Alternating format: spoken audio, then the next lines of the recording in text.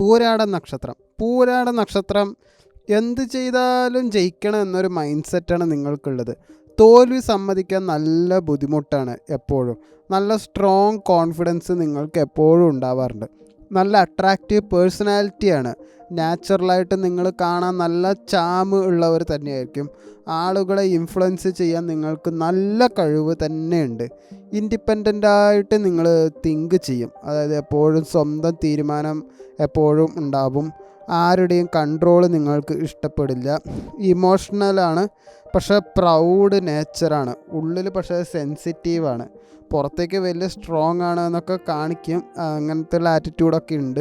പക്ഷേ നിങ്ങൾ സെൻസിറ്റീവ് തന്നെയാണ്. നല്ല സോഷ്യൽ ലൈഫാണ് നിങ്ങൾക്ക്. ഫ്രണ്ട് സർക്കിൾ വലുതായിരിക്കും, പക്ഷെ അതിൽ സ്ട്രോങ് അറ്റാച്ച്മെൻ്റ് ഉണ്ടാവില്ല. അവരായിട്ടൊന്നും ഒരു ഗുണവും ഭാവിയിൽ എന്തായാലും ഉണ്ടാവില്ല. പബ്ലിക് ഡീലിങ്ങും നിങ്ങൾക്ക് നല്ലതായിരിക്കും. ഫിനാൻഷ്യൽ മൈൻഡ് സെറ്റാണ്.